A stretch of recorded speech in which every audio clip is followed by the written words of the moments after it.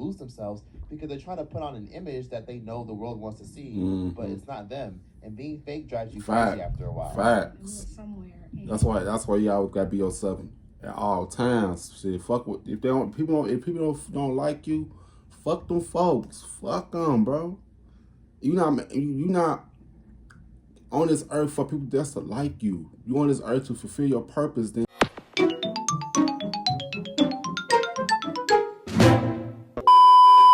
Yo, what's good? What's going on, YouTube? It's your boy Kewonis CB, and I'm back with another motherfucking reaction video. You know what I'm saying? Today's video, which we reacting to, oh shit, hold on, let me see.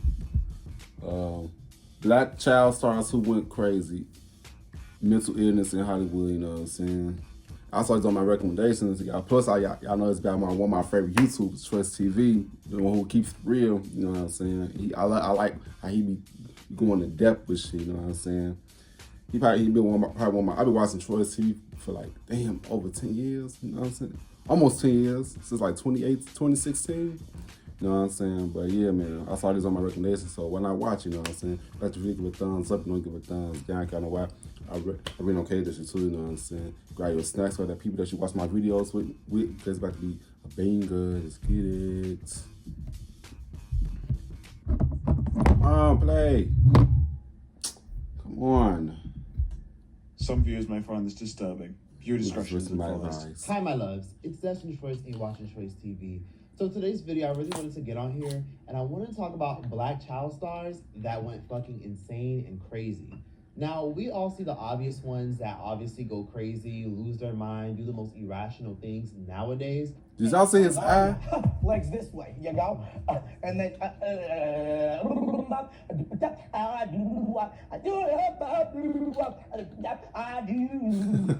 ain't thinking the hands. Oftentimes, when people think about child stars that went crazy, they think of things such as MK Ultra and mind control.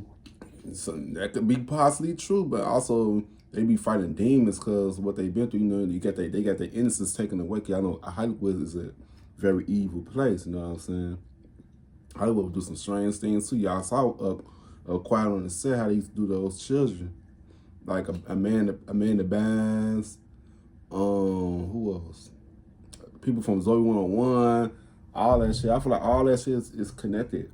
Hollywood is evil, bro, and that they fighting these demons, so that's why they go lose their minds and shit, cause they fighting these demons. That's the video. Kids were put under chips and eventually they snapped and went crazy, which is a whole other video. I mean, Amanda Bynes even talked about this several years ago, back in 2013, when she had her big ass meltdown. Amanda Bynes literally stated back in 2013, and I quote, basically stating that her dad did a lot of crazy things to her when she was a little girl.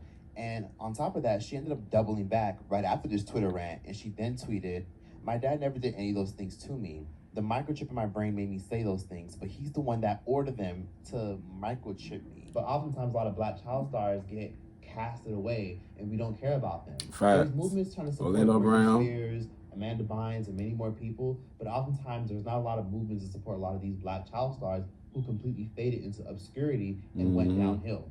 And today I wanted to bring a lot of these black child stars to light that most of us forgot about, don't know about, or had no idea spiraled out of control and went crazy. Mental illness is oftentimes tossed aside and disregarded by people of color because it is oftentimes seen as a weakness or an excuse to not be productive in society. Man, mental health is very, very important, you know what I'm saying? This is not a sign of weakness, bro. It's a sign of calling out for help, you know what I'm saying? Like some people, they can get themselves out because they got the strength, they got the support. Like a lot of people don't really have that support to support them, you know what I'm saying, when they're going through this, you know what I'm saying? That's the video. But sometimes it creates a stigma in many cultures to repress your feelings, but as we all know, black when you people repress and neglect your mental health, it can manifest into many other things. I mean, look at the YouTuber, It's Bambi. It's Bambi was a very popular YouTuber who blew up as a very young trans woman on the internet, was a teenager, was at the height of her career, doing super well. I remember Bambi. Ridiculous amount of views and was really successful.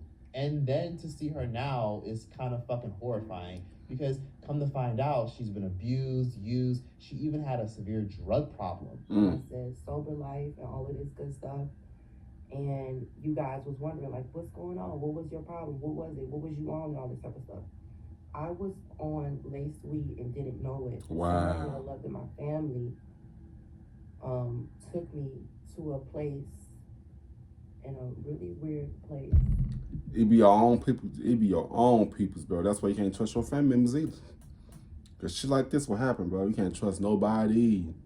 You be the one that really be closest to you. They be the one that be trying to hurt you the most, bro. That should be crazy, bro. That's why you gotta watch out who you keep in your circle, though. You know what I'm saying? That's the video. And it was I got laced, and it was like the whole time of it, the whole time part of it. It was like so crazy. I was addicted. It was so crazy. I became an alcoholic. You know, and she was really popular, you know, got famous at the age of 16 years old, was really popular by the time she was 18 years old, was doing her damn thing in her early 20s. And then she got to a point where she just stopped posting content consistently, and people would just be like, wait, what the hell? Then she got into a situation Yeah, I always wonder what happened to her. Relationship that was public. I know. Bro, I know niggas is not on Instagram trying to clown me. Trying to clown me. I don't know why people go on the internet. That's expressing their business and shit. Cause people that not gonna care. They just gonna add on to the fuel. You know what I'm saying? But hey, right? That's why somebody said, "Baby, he isn't worth it." Like, come on now, he isn't worth it. Let's leave that man alone. Damn, what the fuck? You Ricky! You cracking bitch! Don't say that fucking bitch ass nigga on my motherfucking live. That fucking bitch made ass nigga. Nigga, you know what the fuck you did to me. This nigga made my life a motherfucking living hell. I live in hell. Look at me. Have y'all ever seen me like this? Little ass fucking dumb ass nigga. Broke as fuck. Bum crumb. You're a fucking crumb. Dumb ass nigga. But I'm gonna see you guys later. And I hope y'all remember, if you're not saying what the fuck are you saying. Bye guys. And then, of course, the whole internet was dragging her because she was doing these weird storylines and she was dropping music, dissing her ex, and it was just ridiculous. And then she started recording her own mental breakdowns on camera, and it was like, what the hell?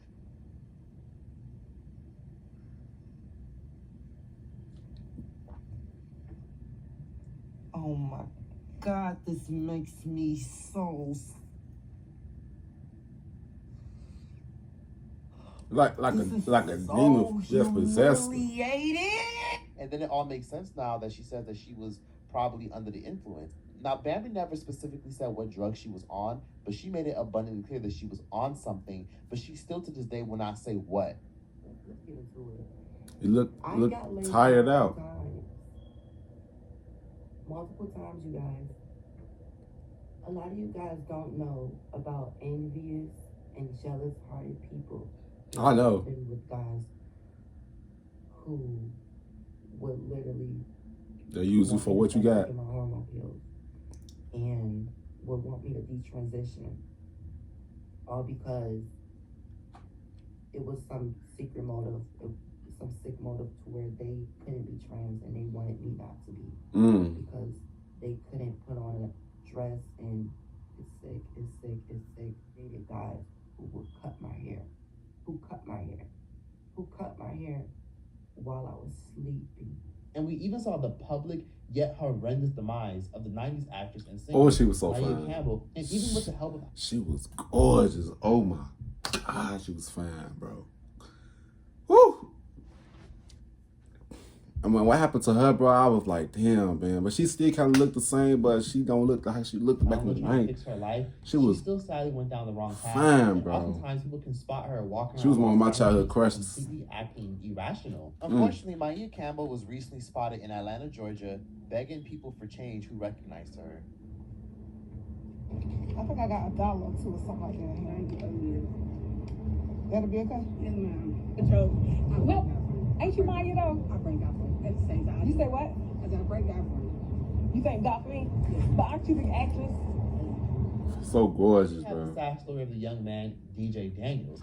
And I'm sure most of y'all remember him as the young man who played Michael Hewley in 1998 on the D.L. Hewley Show. And he was so handsome, really adorable. He was at the height of his career, and everyone wanted a piece of him. He was in so many sitcoms. He probably was in almost every black sitcom back in the 90s and early 2000s. I don't remember him. And, you know, you even saw him shows on, like, ER, and I remember I loved him in Sky High. And he stayed... Oh, him! But sadly, DJ I remember Daniels him. had a really dark and evil path. This is him before, this is him in the mid-2000s, and this is literally him now. Okay. And what was your what? Pops moved me out quick, real quick. I was like 2, and he moved us to the IE, Rancho Cucamonga. Okay. With the whole acting thing, you know, because you're a child actor. Yeah. At what point did you feel like I'm going to take this seriously? And before you answer that, was it something that you wanted to do or something that your parents pushed you into? Right. No, it was the parents, you know what I'm saying? I'm just a little kid. It always be the parents. It always be the parents. I was waiting for him to say that. It always be the parents, because the parents, man, a lot of these child stars, a lot of these parents live through their make their child live through their dreams. You know what I'm saying? Like, come on now, that child, he probably didn't want to do that shit. I feel like a lot of childhood superstars probably didn't want to do that shit for real. They was forced to do that shit because it brings their parents money. You know what I'm saying? Yeah, but they don't really say that money for real. Their parents do. That's the video. If y'all didn't know, DJ Daniels damn near almost did life in prison. Back in 2011, 23-year-old DJ at the time was locked up in Joaquin County Jail in Stockton, California. Allegedly, he was involved in the stabbing of J.J. Lewis, who was 26 years old at the time, during a fight that broke out in the Chavitas restaurant in Stockton, California. Police say that DJ Daniels was considered a known gang member along with 2 other men who attacked Lewis and others. Investigators say the brawl spilled out into the parking lot where Lewis was stabbed again. The wounds were fatal and another woman was also stabbed, but fortunately she did. Damn. I love you. I've always been with you. Did survive. Now, That's he good. did mostly get scrutiny because he was mostly affiliated and he was present during the Stockton stabbing. Now, mind you, 1 person was killed and a woman was horribly, viciously attacked with a knife. So who really knows if he was involved or not? But what we do know is He probably was was. acquitted. So yes, why would he do his face like he had that? a really good lawyer. On top of having a great lawyer, D.L. Hewley plays a very big role on why he was able to get a little bit more sympathy. So D.L. Hewley showed up in court, and D.L. Hewley essentially told the judge that even though he's blood affiliated, that it shouldn't determine his future. D.L. He looked them as a son. And D.L. Hewley even admitted that he himself, you see, blood affiliated because D.L. Hewley grew up in L.A. and he did some things in his past that he wasn't proud of. So he plays a very big role on why the judge and the jury gave this guy, DJ Daniels, a little bit more mercy. So realistically, due to lack of evidence and due to all the testimony and due to the fact that there was not enough evidence to get him down, he was fortunately acquitted in the year 2012, and he no longer had to face jail time. And it's sad because DJ done fucked his whole face up by getting all those damn tattoos, and he even got damn near blackballed in Hollywood because of his image. And he essentially chose the streets over what could have been a long-lasting legacy. For real. So, what made you have that decision to start tattooing your face? In my mind, I was done acting. Oh, so you at one point you just said I'm done. By the time I wasn't doing my grades, and stuff, he wasn't I really getting into more it for gigs, real. And even my agents was like, "All right, we ain't messing with you." I had already put it in my head like, "Hey, I'm done with acting." I wasn't really getting the gigs that I wanted. It's really sad because, again, DJ Daniels was doing really well. He was. Didn't come from hood shit. He didn't come from a rough life. He came from decent. Man, I'm trying to tell you, bro, like, a lot of these people that's trying to think they gangsters, they don't really be gangsters for real, bro. They come from these suburbs and shit, bro. Like, these neighborhoods, bro. Like, I don't really understand, like, why they go to that shit, why they go towards that shit, because they think it's cool. That shit is not fucking cool, bro. A lot of people really be in this shit for real because they don't got no other way, no other way to go. You know what I'm saying? But if you live in a decent neighborhood, man, and you got people who could possibly get you out the hood, bro, out the situation that you in. You could go far, bro. I don't really like people like that, bro. Like, that street shit ain't really where it's at, bro, for real. What's this video? in a decent family that moved him away out of that life when he was really young. Man. And unfortunately, he went crawling back. DJ Daniels, just like many other child stars, went down a dark path because of the company they kept, abusing substances. Yeah. And many of them even had a deep That desperation too. of trying to find normalcy amongst all the glitz and glamour. Because let's face it, Hollywood is a very demonic place filled with a lot of fakeness and predators. And even You can if feel the people energy if you're an shit, empath. I can feel it. behind the scenes and the behind the set, all that stuff, and all That's the why you can't be nice to stuff everybody. coming out about Dan Schneider, you truly understand why a lot of these child stars say, F it, I'm not going back to Hollywood, I'm done with it, and I'm over it, because it really is a very dark place. You know, you really think that these kids are protected, living it up, playing with slime, doing so well, making so much money that a lot of us even envy them as children, and then you see them now and you think to yourself, oh my God, who fucked you up? A great example of someone who came from a very wealthy family and barely even had to be a child star was someone like Tata Miller. Did she You die? gotta know, Tatiana Miller, who we all know as Master P's eldest daughter, one of his few eldest She daughters. killed herself, right? She tragically passed away Yeah. due to a tragic fentanyl overdose. Yeah. The OD sad or case of something. Tata Miller is another video for a whole other day. Yeah, I remember But her. she's a prime example of someone who seemed to have everything, but still felt like she had nothing in the end. Yeah, it'd be And like for that. God's sake, her father's I feel like that's like her father's purpose wasn't really her purpose though. She feel like, damn man, like I want to do something on my own. You know what I'm saying? Like she probably felt like that. Like damn, that's because my dad got it on me. Like I want to be. She probably felt like the type of person like she don't want to brush off her dad, like leech off her dad. You know what I'm saying? She want to do her own thing.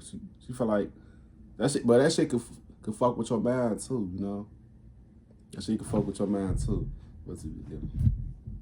Master P, a rap icon, and he definitely provided a really lit lifestyle for her and all of his kids. But unfortunately, Romeo. mental illness, PTSD, and anxiety was still pretty hard to deal with. Mental illness also does not Meditate, go out in nature. Privilege, and unfortunately, Master P didn't understand that. Hence why his daughter pushed him away, no matter how much pressure he put on her to be "quote unquote" a better and normal person.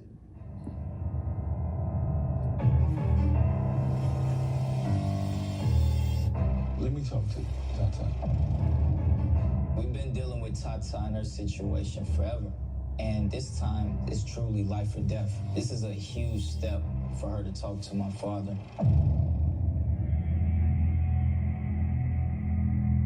You know how many times we've been through this? I tried to help you last time. Oh, now you're telling me you want to move back. You think it's just that easy? Like this is not fun and games. You know what I'm saying? Like last time, you was with me and we went through this. Remember I took you to go get the drug test. You lied to me. So I had to get the people to hair test you. I don't want to go through that. You know what I'm saying? So hey, do you want to find your style? Let's go. You've heard it said that to be creative is to think outside. If you're going to be here with me, you're going to abide by my rules. You can't mess with none of these friends that you've been hanging out with, you know, because your friends. Yeah, facts. I feel like Master P trying to save his daughter, but you know, out here make a soft ass, and she's gonna do what she gonna want to do. You know what I'm saying? Because she's a grown woman. You know what I'm saying? She probably think her friends was her friends, but the whole time they were the reason her friends. Doing drugs. Yeah. Doing drugs is horrible. But you know, Man, ain't put her in rehab. In this house. I don't want that to happen to none of my kids. In this house, you gonna have to do what's right. Do you understand? Yeah. Symphony said that you wanted to go to a rehab. Are you serious about that? Like, I'm not wasting time and money. Right, facts. You serious about changing your life? Nothing wrong with a parent staying on their kids. Facts. You want to see them with a better life. Especially with me, I want my kids to have a better life than me. Everybody deserves a second chance. One thing I don't want you to do from this day on is lie to me, right? Don't lie to me about none of this. I'm lying to you about your friends. I care about you. If something happened to you, guess who won't be there? Your friends won't. Who always there? Pops. My father. Okay. Wow. That's my dad. His brother just died. People are dying. This man had cancer. Gone just like that.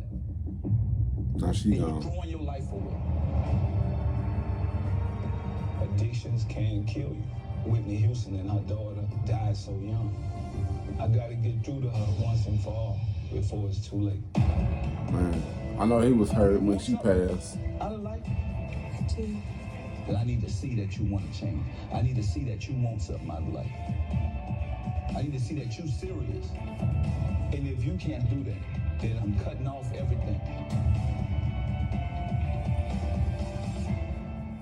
Tatiana Miller, Master P's daughter, made an appearance on the show Growing Up Hip Hop to support her brother and her father Romeo. And basically, she went on the show to basically promote their legacy, to promote whatever she had going on. And also, they pretty much exploited and used her mental illness and her drug issue as a way to make good television. And honestly, Master P still to this day gets a lot of backlash for this, because even then, people were looking at him like he was crazy because of the way he was talking to her. But also, it was really unfortunate because she ended up passing away a few years after that. Hip-hop mogul Master P is mourning the death of his daughter, Tatiana. He posted on Instagram overnight saying, quote, "We appreciate all of the prayers, love, and support. Mental illness and substance abuse is a real issue that we can't be afraid to talk about." Right. 5 months following the 29-year-old's death, the Los Angeles coroner confirmed she died from fentanyl intoxication, confirming reports that she died as a result of drugs. We put God first. Without that man up above, we wouldn't be here. And of course, we had to talk about Miss Jamie Foxworth. I'm pretty sure y'all remember that little girl from Family Matters that was at the height of her career, and then out of nowhere, she disappeared. Jamie Foxworth is an American actress and singer who is most notable for her role on Family Matters as Judy Winslow. Jamie Foxworth spent a portion of her childhood in St. Louis, but her mother noticed that Jamie and her sisters had a strong calling for entertainment. So she decided to move her entire family to Los Angeles, California to fully help her daughters tap into their full potential. And by the time Jamie was 8 years old, she was signed to a prestigious agency and starred in several commercials. Jamie Foxworth was randomly casted as a replacement on the show Family Matters to play Judy Winslow because one of the cast members could no longer fulfill her duties. As we all know, they pulled the reverse My Wife and Kids, and if y'all didn't know, the original Judy Winslow was some little light-skinned girl. Jamie Foxworth appeared on the series for the first 4 seasons, and she infamously became known as the Winslow. Did I do that that? was sent to her room on punishment, and viewers never saw her again after that episode. However, it became really clear that she was fired. It did become abundantly clear that she was fired when Steve Urkel became a main cast member by season 5. Now, if you guys didn't know, Steve Urkel plays a very big role on why the show stopped being about a middle-class black family and started to basically be centered around him, his love life, and what he had going on. And it was never supposed to be that way. Steve Urkel caught the network's attention, and many viewers loved him in the few episodes he starred in, so the network decided to go in a different direction, and essentially, they fired her. Jamie and her sisters still pushed to find more work in Hollywood, but due to the constant rejection and her family trying to remain in Los Angeles, Jamie eventually did go back to school, and she went on to live a normal life in her teen years. However, that was the beginning of the end of her entertainment career. So if you guys didn't know, Jamie Foxworth and her sisters also started a girl group where basically they sang R&B music, but unfortunately they never really saw any mainstream success. So of course, in the late 90s, they eventually threw that to rest. So of course, Jamie Foxx had to come up with different ideas. After constant auditioning and constant traveling, trying to find work that she could actually approve of, she eventually turned over to the adult film industry where she became a porn star, and she went under the name Crave. She was upset that she couldn't find any work, and she was upset at the fact that she was in survival mode. She even spoke on her YouTube channel that a big reason why she did a lot of things that she did when she was younger, and again, she never really wanted to talk about her adult industry life back in 2000. And on her YouTube channel, she did discuss exactly why a lot of child stars like her, for example, go downhill and go crazy and completely lose themselves because they're trying to put on an image that they know the world wants to see, but it's not them. And being fake drives you crazy after a while. Facts. That's why you always gotta be yourself at all times. Shit, fuck with if people don't like you, fuck them folks. Fuck them, bro. You not on this earth for people just to like you. You on this earth to fulfill your purpose, then to leave. You know what I'm saying? You're not here to satisfy and impress other people. Fuck them folks. They don't like you. Oh well, it's gonna be somebody that's gonna like you. Everybody's not gonna like you. You know what I'm saying? Yeah, let's watch the video. You know, I had the usual people that would ask me, hey, can I get a picture and all that. But then there was also the ones that were like, hey, you know, you look familiar. Are you that little girl from? And I'll be like, no. Just because I did not want to be, you know, bothered with that. And, you know, I was 10 years old. I caught an attitude before, but I was just like, I saw all the eyes on me and everybody was like waiting for me to get dunked. So that made me even more nervous and more shy and more like, I want to get up out of here. And I just went off. I was like, hey, get me out of here. Like, I was crying and all that. And my sisters never seen me like that before. So they were like, girl, chill out. But that was my first case of, you know, being overwhelmed with, you know, so many eyes on me, whatever. I say all that to say, because when you're going through that and you're a little kid turning into a teenager, you tend to go places and do things that can help you relieve that. So a lot of these child stars will go, you know, to clubs and they'll party and they may get into drugs and, you know, all of that just because they're trying to escape. They're trying to escape that life and they just want to, they want to feel normal in a sense. I feel that's the way a lot of people though. You know, after you take so many drugs, it becomes an addiction. And then from the addiction, you need the money that you're making. Like I always say, whatever you do frequently will become your frequency. You know what I'm saying? Yeah, about this video. Pay for their addiction. So it's just, you know, it's all of that spirals. A lot of times these kids are trying to live up to what people think that they're supposed to be or who they're supposed to be. So a lot of these teenagers, they're, you know, spending their money all crazy because they feel like that's how they're supposed to, that's their image, that's how they're supposed to come across. She went down a very odd path, and unfortunately she hung around a lot of very dark and negative people. Jamie Foxworth suffered from severe anxiety even as a child because she claims that she's very sensitive to energy and she's always been shy. Jamie made it abundantly clear that she was never interested in the idea of going back to a regular job. But for those of y'all who don't know, that's the reality for a lot of stars and entertainers. A lot of them have to... I'm Hobby, and I got Botox Cosmetic. There was a particular photograph, the lines...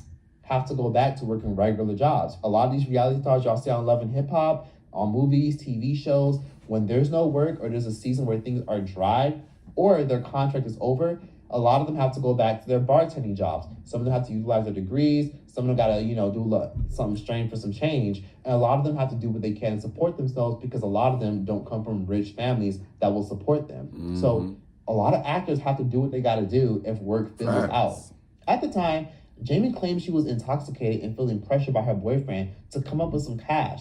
During that time, Jamie claims her self-esteem was just completely to the floor. Jamie even stated that she remembered feeling ridiculous and degraded after making a porn film, but she never thought anyone would find out.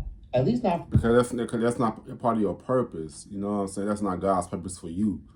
Once you stop fulfilling your flesh's purpose and fulfill your spirit's purpose, that's when you go make a fire life, you know what I'm saying? I know a lot of that shit just went over a lot of people's head when I just said that. Dig deep, you know what I'm saying? That's the video. Few years, Jamie endured tons of backlash and public scrutiny in the media and responded to a lot of the backlash back then with adult films were her way of trying to be rebellious. She was in a sense trying to make a statement because she grew up in a strict household and with an overprotective mother.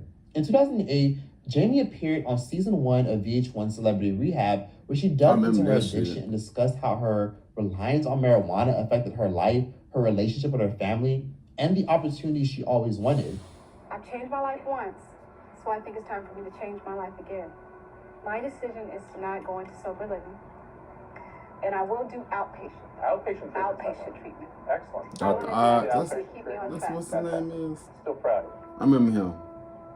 A few weeks after her appearance on the show, she eventually decided to go on the reunion and she decided to apologize to everybody on TV for her negative actions. And she even went on to say that she did try to stay clean for a while, but she did slightly relapse. Then this was also the era of Paris Hilton, where the media was always on her case, but unfortunately compared to Paris Hilton and Jamie Foxworth, Paris Hilton was glorified for it. Jamie made it very clear that after she got pregnant, she promised God during prayer that if she had a healthy son, that she would completely change her life and completely turn things around. Is 2 months old. How are you going to be able to smoke weed and occasionally drink and still be able to function day to day and make bottles and give them nap time and baths and all that. I made a prayer to God and I was like, if you just give me the healthiest son, I will stop today. And I stopped. Now, Jamie Foxworth hasn't really done anything since, and she clearly isn't really working, but she is a stay-at-home mom, and she now currently runs a YouTube channel with her sisters, and she has her own personal YouTube channel where she talks about her life as an actress. That's good though, that YouTube save a lot of people lives. Cause you know, we get paid from YouTube, you know what I'm saying? Paid good money too, you know what I'm saying? I'm glad that YouTube exists because YouTube saved a lot of people, bro. For real, for real. It did, bro. I thank YouTube, for real. That's the video. She's going in life, and she vlogs her daily life. I've been saying this for years. I think that there should be some sort of organization for child stars, and it might sound crazy, but come on, it's a lot of them that have went downhill. And I think that there should be somewhere a therapy group that they can go to, so, you know, but with people that they can relate to. So I think that this should have been done years ago, before my time, like when there was Happy Days and all that. I think certain people from different shows that can relate to that, they should all come together, do an organization, and usher these people in to let them know, hey, this is what I did when times are bad. This is how you can get out of it. This is how you build up your self-esteem. Whatever it is, I've always thought that there should be an organization like that. Then we have Gary Coleman. Gary Coleman, as we all know, was the shit back in the 1970s for his role in the hit series Different Strokes. Gary Coleman was literally everywhere at one point. Commercials, food commercials, cameos in TV shows. He was the wisecracking, humorous little boy with a distinct demeanor that gave him an edge. But sadly, Gary Coleman, for those of y'all who didn't know, even though he was a lit-ass actor back then, and most of us could even look at him as a legend, Gary Coleman lived a very hard life because he suffered with a lot of severe health issues since the day he was born. Gary Coleman was born with a defective bladder, which ultimately damaged his right kidney. Gary sadly underwent his first kidney transplant at 5 years old, and that kidney lasted about 9 years. Hi, I'm Gary Coleman, Gift to Life Chairman from the National Kidney Foundation. And I'd like to tell you one thing about Gary Coleman, man, like, he always been himself, man, you know what I'm saying? He was so charismatic about everything, you know what I'm saying? Like, man, a lot of people, man, Gary Coleman was that guy, bro, for real. Growing up, bro, man, Gary Coleman was that man. Man, it's crazy that he's not here no more. That's just crazy. When I first saw he passed away, I'm like, what the fuck? I remember I was in 8th grade when Gary Coleman passed. I remember that shit. I was graduating in 8th grade, yep. That was 2010. Yep. Kid from Zion, Illinois. When he was 5 years old, his kidneys failed. But he's alive and well today because he had a kidney transplant. That's why he wants you to give generously to your Kidney Foundation. He'll help support research into the causes and cures of kidney disease, a major killer in America. I know, because I'm that kid. He had to get another kidney transplant by the time he was like 16 years old. And it sadly even led to his growth being stunted, which prevented him from growing past 4'8". His parents, who, if y'all didn't know, adopted him when he was like 1 year old, were not the best parents to him. They essentially used him as a cash cow because Gary Coleman blew up overnight. He was incredibly successful and he was a big deal. But what was sad is his parents sadly kind of used him as a show business baby. Yeah. Kind of similar to the relationship. Man, that's why I said. That's why I just said earlier. I was like, a lot of these child stars' parents didn't really give a fuck about them. They just use their kids to live out their dream and get benefits from that shit. Come on now, like greedy ass, money hungry ass people, bro. For real, for real. Well, to the video. Jackson had with his parents. They didn't let him have a regular childhood. So because he didn't have a regular childhood, he didn't really know what it was like to connect with people who didn't want anything from him. His cast member and longtime friend Todd Bridges even stated in interviews that while Gary was having health issues on set, his parents would still force him and pressure him to finish his obligations and still get work done. Could you imagine being in his position and being a sick kid, not feeling well, and your parents are forcing you to work? You know, I remember seeing him. There was a day that I was like 13 years old, and this is when he was rejecting a kidney again, and they actually had this boy on the set working.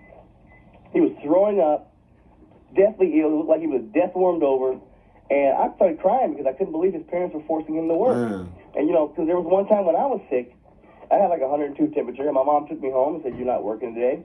And the actual studio called and told my mom if she didn't get me back to the set, I was going to be fired. And many people on the set were very disheartened. And that shit is so crazy though. It's like it shows you that they don't really care for you for real. They don't care about your well-being. As long as you bring that money in, they don't care, bro.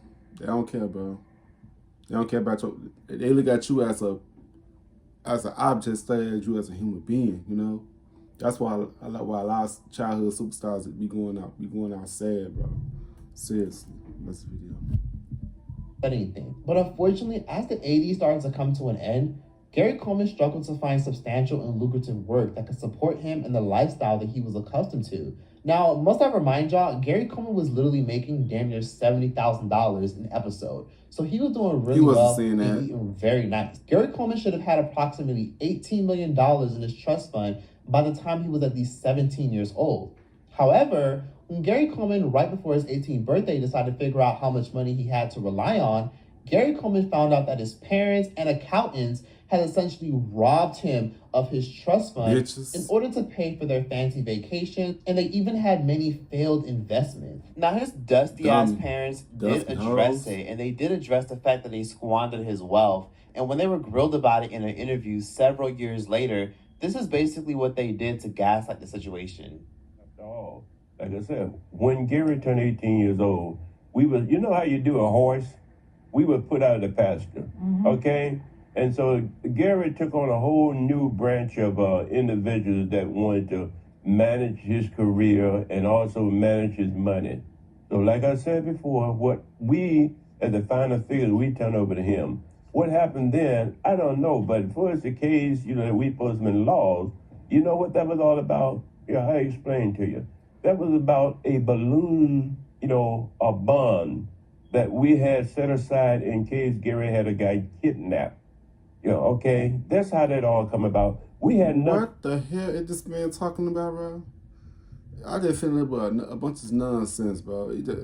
What the hell is this man talking about? My mind is going on. My mind's trying to calculate what the hell he talking about. I understand the shit this man's saying. What's the video? To give up. We had nothing. We left California. Everything we had, like for instance, our pension plan that we had accumulated by working for Gary, everything. I even had to sell my stock, which was 7,000 shares, and also my Baxter stock, which was 3,000 shares, in order to try to maintain and keep afloat. Yes, I understand what you're saying. I'm just wondering why you didn't go on television to defend yourselves, because people were throwing a lot of bad accusations. You heard Todd Bridges, and the conventional wisdom for many years was that he was estranged from his parents because they stole his money, they mismanaged his money. And no one ever heard from you. We didn't really have anything to defend ourselves from. We did not take anything from Gary, and he knew that, and we didn't need to go on television and say, we didn't or we didn't. And sadly, Gary's dusty-ass parents unfortunately left him with $200,000 in his trust fund, and he famously sued them in the year 1989, but he only got like $1 million. He had to find a way to stretch that for as much as he could, because he did have court and attorney expenses to pay off because of his parents refusing to give him more money. Gary Coleman also had to file for bankruptcy in the 90s because his taxes and expenses became all too much to handle. Having health issues, having your mental health in shambles, and having the fact that the whole world is in your business and in your family feud, that made Gary Coleman hate fame. And Gary Coleman has said on numerous occasions that he hated being a celebrity, that he did not want to be famous, and he wished he could do things differently by not being famous at all. Interview last night, you said if you could do it over, you would not want to be a child star. No, I don't think I would do that. I'd still be in Zion, Illinois. I'd probably be working at Kmart or Wendy's. No. Damn, not Kmart. Oh my God. No, but why wouldn't you? You wouldn't want to do this again? Be on TV like that again? If I could do it again, I'd do it very differently and hopefully a whole lot better. If someone had told me. Hey, with Priceline VIP Family, you can unlock deals 5 times faster. You don't even have to be an actual family. That my life would have been like this early enough where I could have got out. I would have got out. I'd say, no, I want to You were have very a well normal life spoken and have friends. What it said, the hell with the show business career Yeah, and all of that stuff. yeah. It's a half kid because I still think about that. That's something that I fantasize about because now here we are in 1993. I'm 25 years old. I'm a world-renowned celebrity. There's no place I can go. That was 31 years ago. Know. And because Gary Coleman was broke, struggling, and didn't have much money, he was silent about it for a very long time. The 90s and 2000s was the era where we saw Gary Coleman doing so many ridiculous commercials, where one minute he was in a bug commercial, the next minute he was in a random food commercial, the next minute he was doing insurance commercial. I love you, Cash Call. Cash wired right in my account. No one would lend me any money. I remember this commercial. So if you need cash, call 877-860-CASH. And financial investment commercials and so much more to support himself. And by the time he was in his early 30s, Gary Coleman was severely broke, to the point where he had to take on a job at Blockbuster, and he even worked as a security guard in Los Angeles. No matter how much he tried to be a lot of y'all don't remember Blockbusters. Blockbusters was like the Netflix. I miss Blockbusters, bro. Man, bro. It seemed like everybody saw him as a dollar sign or as that kid on a TV show. There was just nothing Gary Coleman could realistically do to get a normal life. And he hated his parents for it, which ultimately led to him cutting them off. And he never spoke to them ever again. Gary Coleman, as we all know, was always thrown in the media, was always talked about in the media, not just for his acting role, but also for a lot of his bad behavior that was really bad for his image. Now, as his health started to deteriorate and as his skin started to deteriorate, he even had moments where he had a tendency to be very violent towards people, which didn't help anymore from the aspect of him not getting any work. This police mugshot of actor Gary Coleman gives a far different image of the once lovable pint-sized child star. Police in Utah arrested the 41-year-old when he failed to appear in court on a warrant. He was booked into jail Sunday. Jail records show he was arrested after police received reports of a disturbance at his home about 65 miles south of Salt Lake City. In a separate case, Coleman was arrested in 2008 after a man claimed Coleman tried to run him over in a parking lot when he tried to take a picture with him. Coleman pleaded no contest to disorderly conduct and was ordered to pay a $100 fine. The actor has made a number of cameo appearances in recent years and even ran for governor of California, but has never regained the success of his early TV work. I feel like if Gary would have ran for governor, he got the type of demeanor for it. You know what I'm saying? Gary Coleman was that man. I'm just trying to tell y'all, Gary Coleman was that man. He was rude to people on set, he was rude to fans that asked for pictures, and he was rude to people who asked for autographs. And it was all because he was struggling financially. And anyone watching this that has ever struggled financially knows how badly that can affect your mental health and how you view people. One of Gary's most infamous scandals was back in 1998. Gary Coleman was charged and investigated for assault and battery for literally punching a female fan in the face after she asked for an autograph. Now, essentially, a woman inside of a store he worked at and was doing security for asked Gary Coleman for an autograph, and he agreed with an attitude back in 1998. Did Mr. Coleman have a response when Ms. Fields asked for the autograph? He had a long sigh, and he walked over and signed the piece of paper that she had. Do you remember what he signed? Just his name. After signing this autograph, what did Mr. Coleman do? He walked back to his original place. Was there any further discussion between Ms. Fields and Mr. Coleman? Yes, she asked if he was going to write something additional on the autograph. What did Mr. Coleman do at that point? He walked over and picked up the autograph and tore it up and threw it in the trash. Okay. Anything else? Alone. No. Okay. And do you recall what did Ms. Fields respond? She said, "Why would you say that?" And did he respond? He said, "All you want to do is show it off to your friends." Did she have a response for that? She said,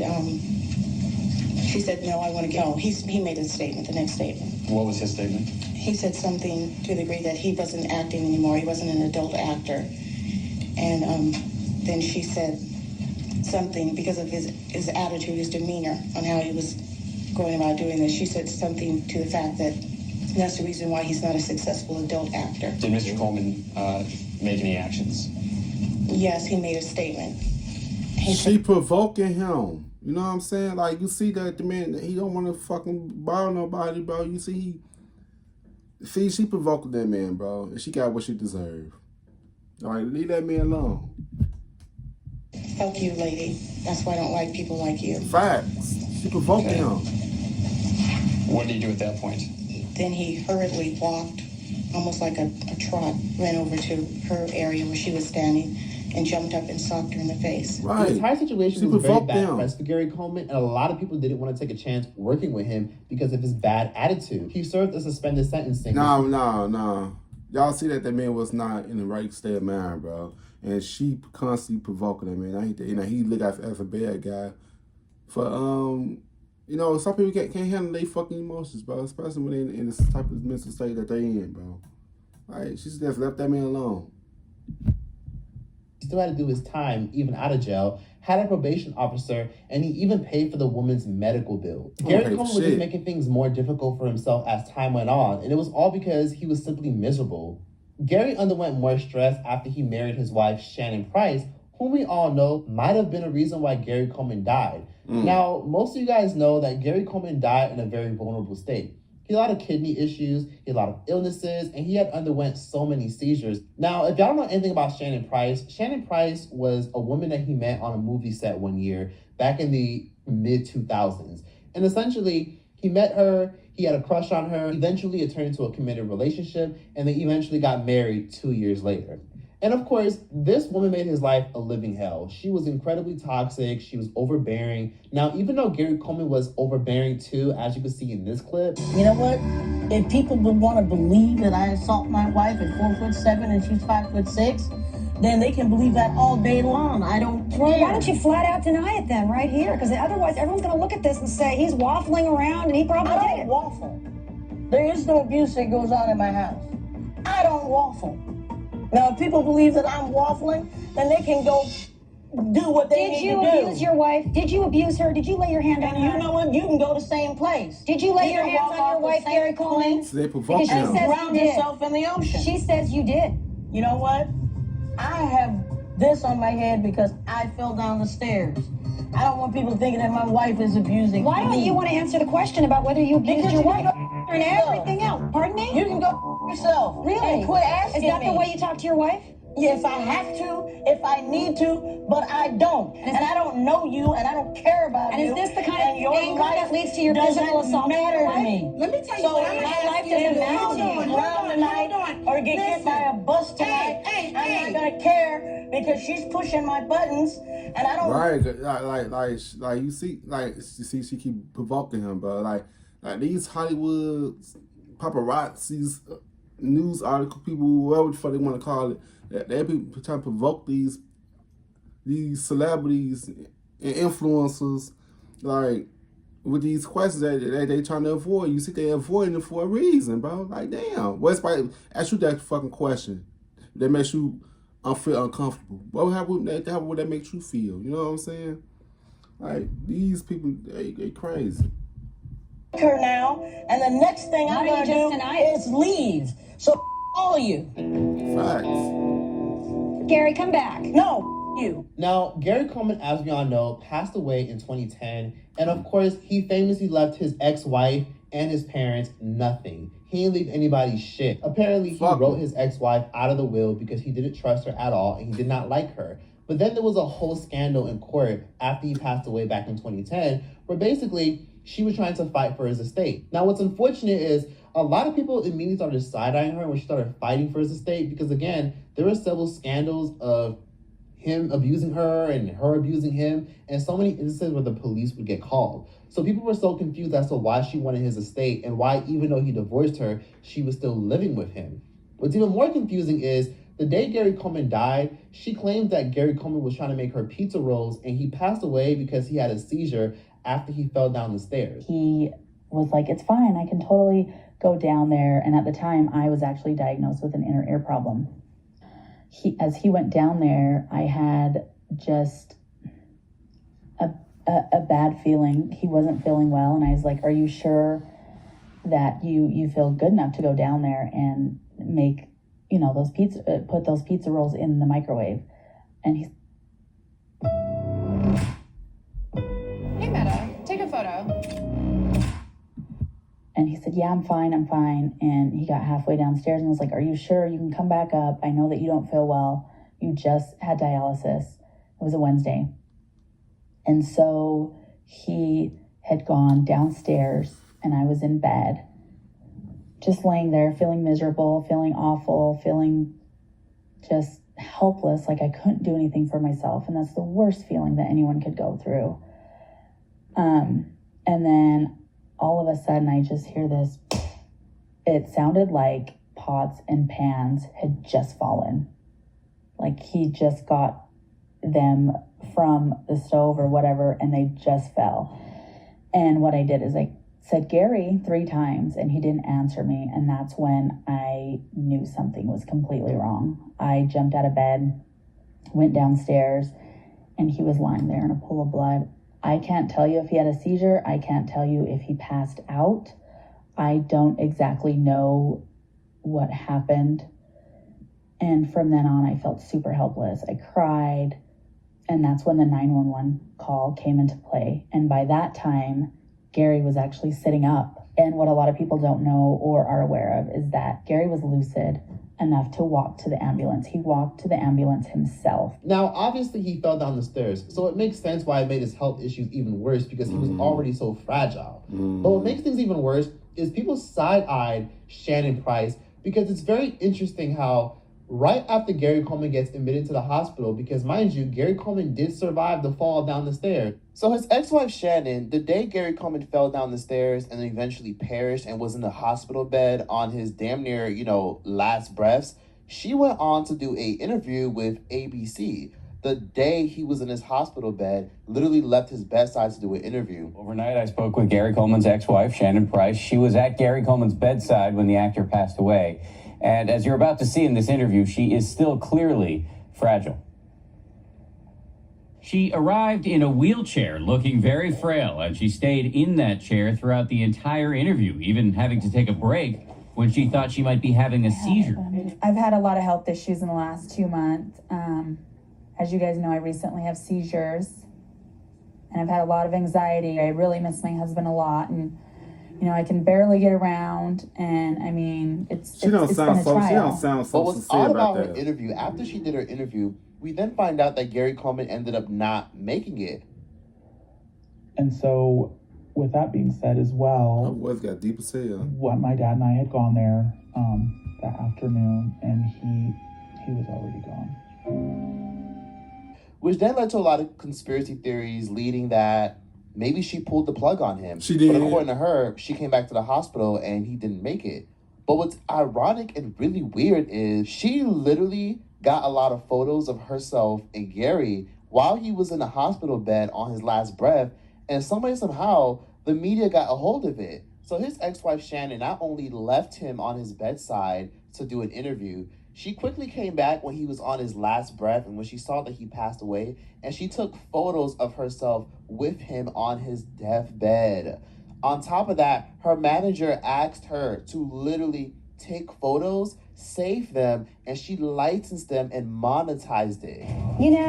They both had poor health. Wicked.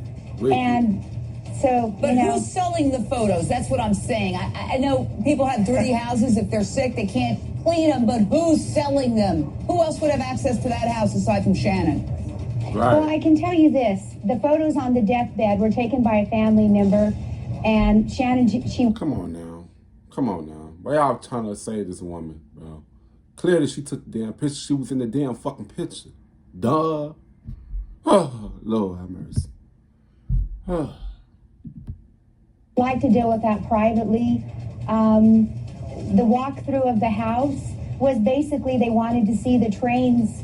They wanted to see Gary's trains. What about the interview? Wasn't Sheila in the interview? Sheila was there when she shot the interview. I have a photo of you there with Shannon. You're telling me she didn't profit off the interview? Right. Shannon, she did. She sold some photos. The next morning? They licensed some photos. Shannon, she sold some photos. The next morning? They licensed some photos, but she never made any money off of the interview. They licensed photos, that was it. But that don't make no damn sense. That don't make no fucking sense. How the fuck? Nah, man, that's this video. But they say in show business. They But never those sell aren't the the interview. photos. They always just they buy the photos. It's the But- same thing. Right. But I want Right. to share something. Right. Okay. The photos on the deathbed, Shannon had no part of. Who was advising Shannon to let cameras into the house, to film the blood on the floor, to do an interview 12 hours after Gary died, to sell photographs and images of his dying last minutes, posing with his dead body? I don't understand that. And I don't if you either. were with Shannon, the inappropriate behavior, if you were there, who was advising her to do this kind of stuff? If Exactly. she's not that bad of a person, if she loved Exactly. Gary and was still with him even though she was divorced. Okay, let's Exactly. answer. Exactly. Okay. All right. Shannon did not sell pictures on the deathbed. Okay. Who did then? Shannon did an interview the day afterwards. Let me tell you this, it took her 3 hours to get in the front room to even do the interview. She was so sick and throwing up in bed. She did the interview just simply because she wanted everybody to know what was going on. She didn't want to take 500 She was interviews. selling it. Right. No, she sold some, You know what? she That's licensed some absolute pictures. baloney. Well, let me finish Okay. now. Okay, you got Shannon. We're Gary almost left her out of with time. Okay, Gary left her with no money. Okay, and What do you mean? She spent Gary's money. What are you talking about? Gary's financial health was coming back. They come together and she Gary's- blows it all. you know, All right, you well, should have guess seen what? how We're much out of Gary. That's how I felt. So it really shows that she really was vindictive. And mind you, Gary Coleman was in a very low vibrational, low state in his life. So of course, he didn't really have the best judgment. He didn't really have anybody. Right. He didn't really have any decent friends around him. He didn't really have anyone there to really support him like that. He was just a miserable old man in his early 40s who was just mad at the world.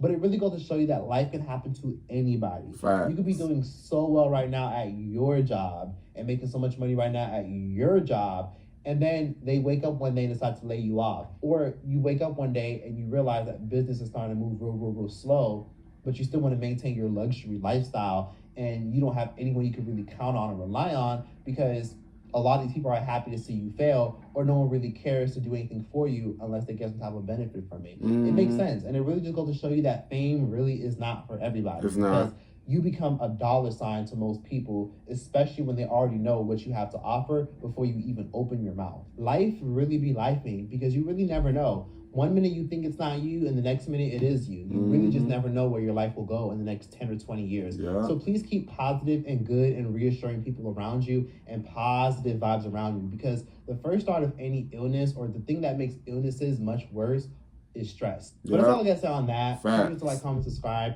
Give your thoughts and opinions in the comment section down below. Let me know what you guys thought about these child stars that I listed and named. And overall, just give your thoughts and let me know what you think and who I forgot to mention and who you guys want to see in part 2. That's all for this video. The Olsen Like, comment, twins. subscribe, and yeah, that's that. Troy's out this bitch. You. That was good. That was good content. That was good. That was good. You know what I'm saying?